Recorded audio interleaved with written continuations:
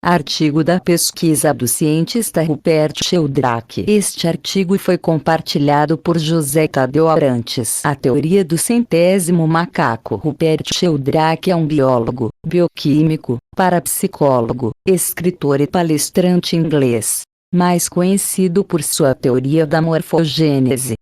Pesquisador em bioquímica e fisiologia vegetal, descobriu junto com Philip Rubery o mecanismo de transporte da auxina. Participou, na Índia, do desenvolvimento de técnicas de cultivo no semiárido hoje usadas amplamente. É pesquisador e diretor do Perrot Varric Project, administrado pelo Trinity College, Cambridge, que estuda habilidades humanas e animais não explicadas. É também pesquisador do Institute of Noetic Sciences, perto de São Francisco, Estados Unidos e professor visitante e diretor acadêmico do Holistic Thinking Program do Graduate Institute, em Connecticut. Este artigo foi gravado em áudio em 10 de dezembro de 2022 por Cibele Manweiler para compartilhamento em engajamento de compartilhamento e incentivo não só à pesquisa científica, mas também a convidar a população à atualização. A leitura de artigos científicos, como o hábito de leitura livre, nos ajuda, como humanidade, a crescer, evoluir e sair de interpretações errôneas e deturpadas sobre muitos assuntos com os quais nos relacionamos diariamente. Podem ainda nos auxiliar a sair de fanatismos acalorados no campo da política, religião, cultura e educação e pensar com mais clareza e equanimidade. Conhecimento entendido. Problema resolvido.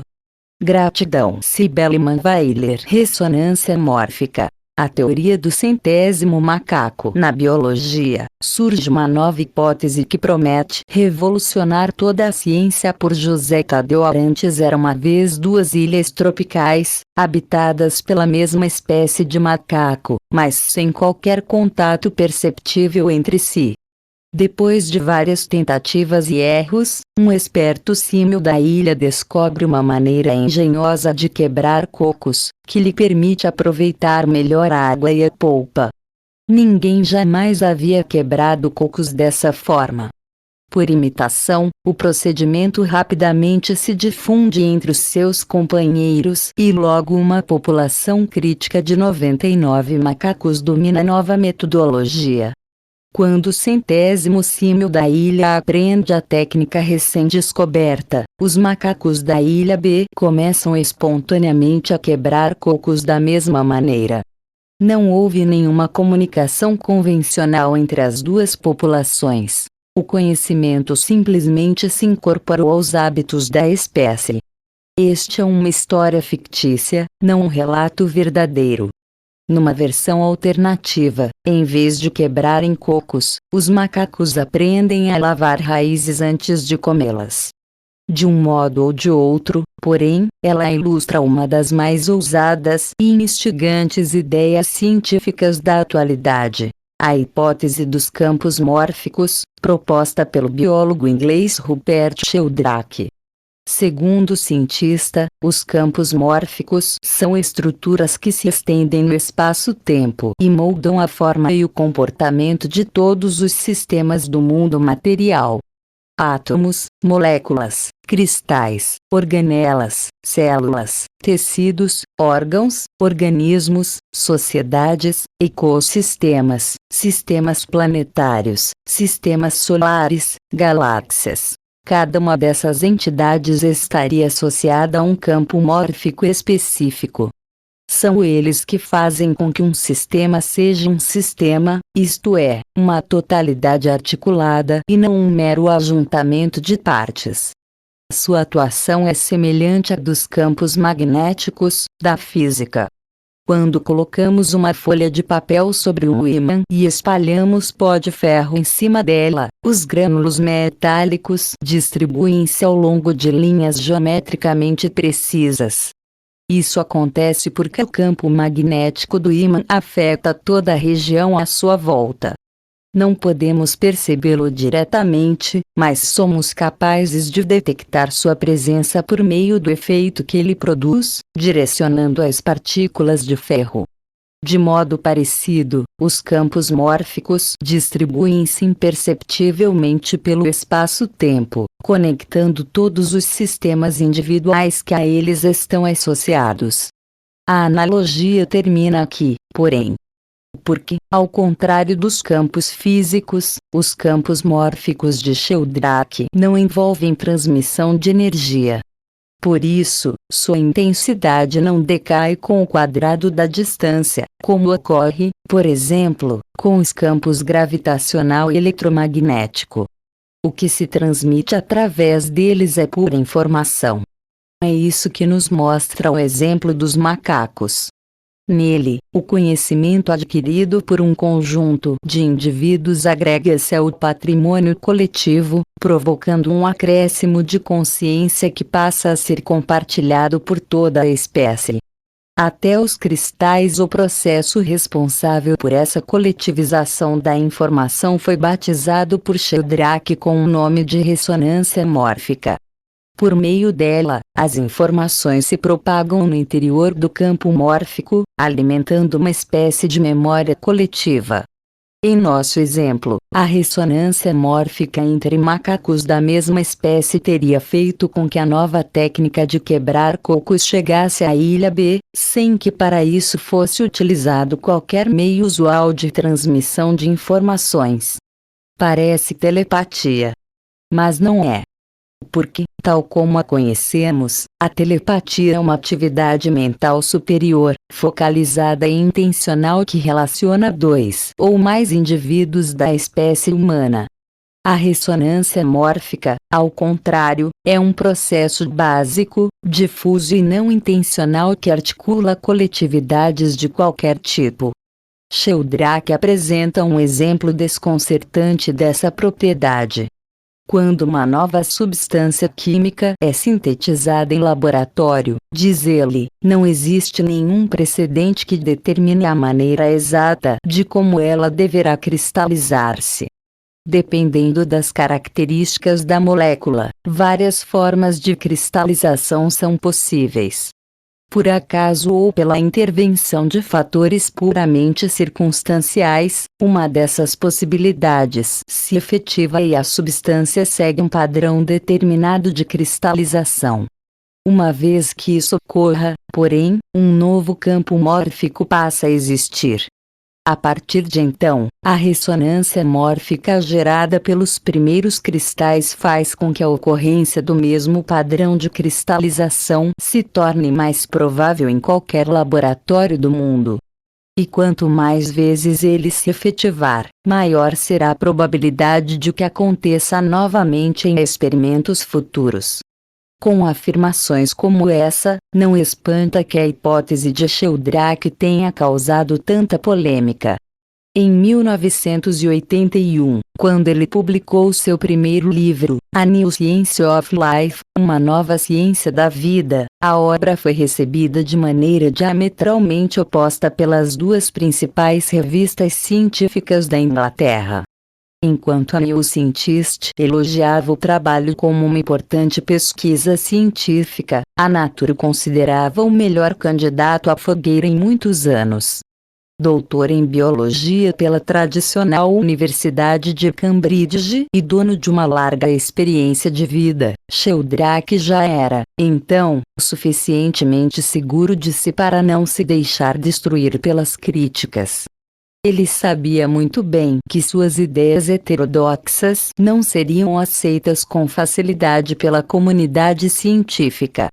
Anos antes, havia experimentado uma pequena amostra disso, quando, na condição de pesquisador da Universidade de Cambridge e da Royal Society, lhe ocorreu pela primeira vez a hipótese dos campos mórficos.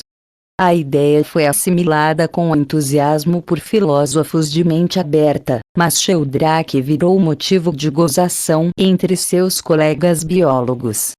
Cada vez que dizia alguma coisa do tipo "eu preciso telefonar", eles retrucavam com "telefonar para quê?". Comunique-se por ressonância mórfica. Era uma brincadeira amistosa, mas traduzia o desconforto da comunidade científica diante de uma hipótese que trombava de frente com a visão de mundo dominante. Afinal, a corrente majoritária da biologia vangloriava-se de reduzir a atividade dos organismos vivos à mera interação físico-química entre moléculas e fazia do DNA uma resposta para todos os mistérios da vida.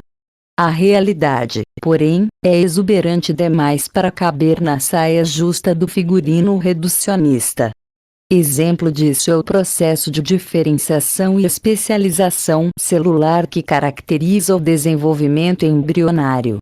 Como explicar que um aglomerado de células absolutamente iguais, dotadas do mesmo patrimônio genético, dê origem a um organismo complexo, no qual órgãos diferentes e especializados se formam, com precisão milimétrica, no lugar certo e no momento adequado? A biologia reducionista diz que isso se deve à ativação ou inativação de genes específicos e que tal fato depende das interações de cada célula com sua vizinhança, entendendo-se por vizinhança as outras células do aglomerado e o meio ambiente. É preciso estar completamente entorpecido por um sistema de crenças para engolir uma explicação dessas. Como é que interações entre partes vizinhas, sujeitas a tantos fatores casuais ou acidentais, podem produzir um resultado de conjunto tão exato e previsível? Com todos os defeitos que possa ter, a hipótese dos campos mórficos é bem mais plausível. Uma estrutura espaço-temporal desse tipo direcionaria a diferenciação celular, fornecendo uma espécie de roteiro básico ou matriz para a ativação ou inativação dos genes. Ação modesta. A biologia reducionista transformou o DNA numa cartola de mágico, da qual é possível tirar qualquer coisa. Na vida real, porém, a atuação do DNA é bem mais modesta. O código genético nele inscrito coordena a síntese das proteínas, determinando a sequência exata dos aminoácidos na construção dessas macromoléculas. Os genes ditam essa estrutura primária e ponto. A maneira como as proteínas se distribuem dentro das células, as células nos tecidos, os tecidos nos órgãos e os órgãos nos organismos não estão programadas no código genético, afirma Sheldrake. Dados os genes corretos, e portanto as proteínas adequadas, supõe-se que o organismo, de alguma maneira, se monte automaticamente. Isso é mais ou menos o mesmo que enviar, na ocasião certa, os materiais corretos para um local de construção e esperar que a casa se construa espontaneamente. A morfogênese, isto é, a modelagem formal de sistemas biológicos como as células, os tecidos, os órgãos e os organismos seria ditada por um tipo particular de campo mórfico, os chamados campos morfogenéticos. Se as proteínas correspondem ao material de construção, os campos morfogenéticos desempenham um papel semelhante ao da planta do edifício. Devemos ter claras, porém, as limitações dessa analogia. Porque a planta é um conjunto estático de informações, que só pode ser implementado pela força de trabalho dos operários envolvidos na construção. Os campos morfogenéticos, ao contrário, estão eles mesmos em permanente interação com os sistemas vivos e se transformam o tempo todo graças ao processo de ressonância mórfica. Tanto quanto a diferenciação celular, a regeneração de organismos simples é um outro fenômeno que desafia a biologia reducionista e conspira a favor da hipótese dos campos morfogenéticos. Ela ocorre em espécies como a dos plateumintos, por exemplo. Se um animal desses for cortado em pedaços, cada parte se transforma num organismo completo. Forma original. Como mostra a ilustração da página ao lado, o sucesso da operação independe da forma como o pequeno verme é secionado. O paradigma científico-mecanicista, herdado do filósofo francês René Descartes, 1596-1650, capota desastrosamente diante de um caso assim. Porque Descartes concebia os animais como autômatos e uma máquina perde a integridade e deixa de funcionar se algumas de suas peças forem retiradas.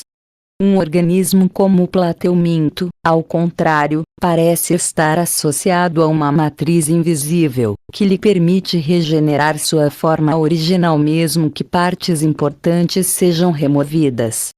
A hipótese dos campos morfogenéticos é bem anterior a Sheldrake, tendo surgido nas cabeças de vários biólogos durante a década de 20. O que Sheldrake fez foi generalizar essa ideia, elaborando o conceito mais amplo de campos mórficos, aplicável a todos os sistemas naturais e não apenas aos entes biológicos.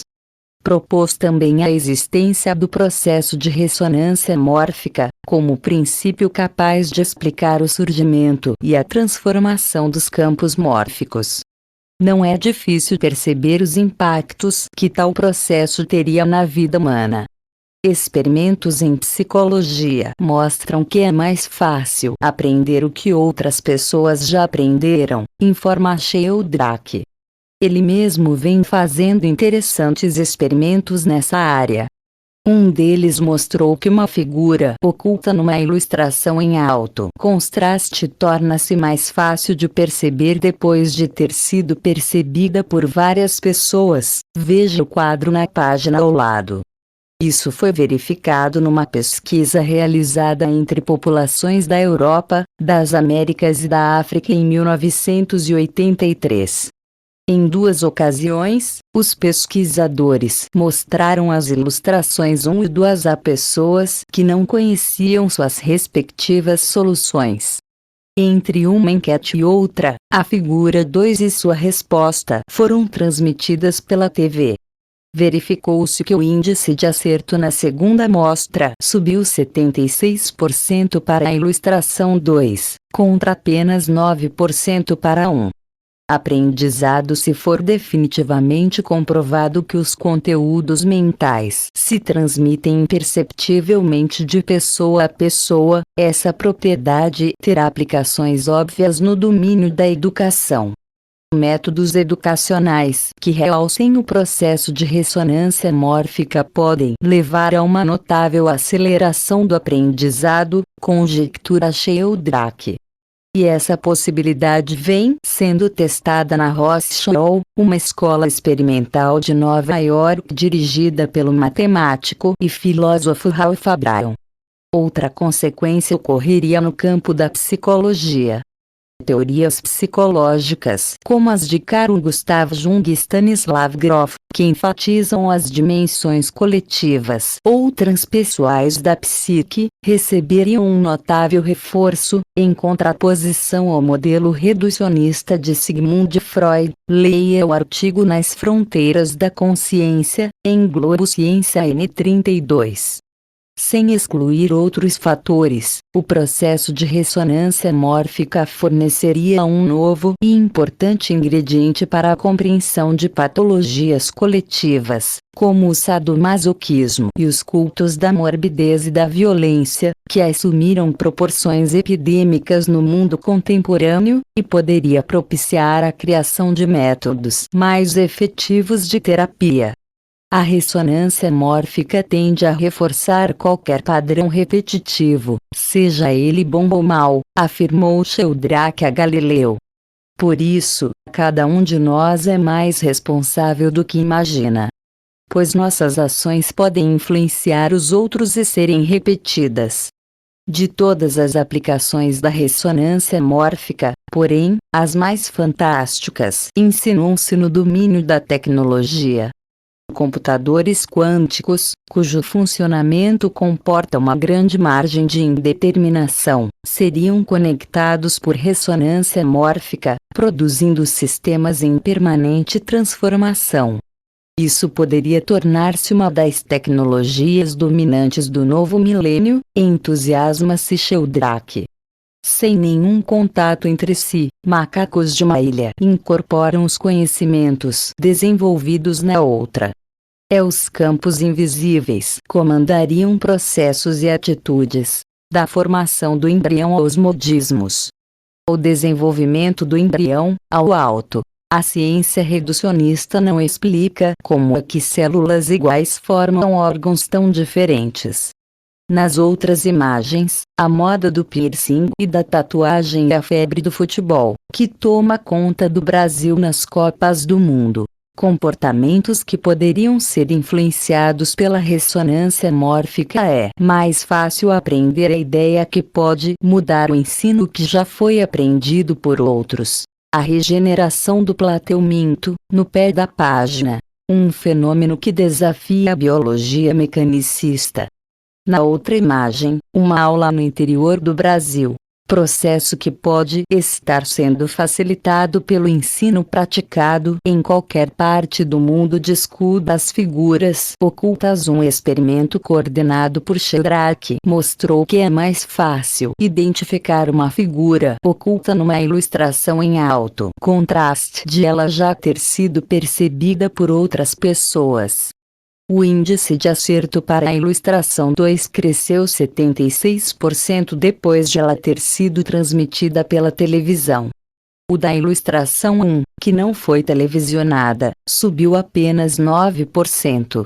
A enquete foi realizada na Europa, nas Américas e na África, e as pessoas entrevistadas não conheciam de antemão as respostas. As ilustrações 3 e 4, no pé da página, estão sendo publicadas atualmente na internet pela revista espanhola El Mercurio.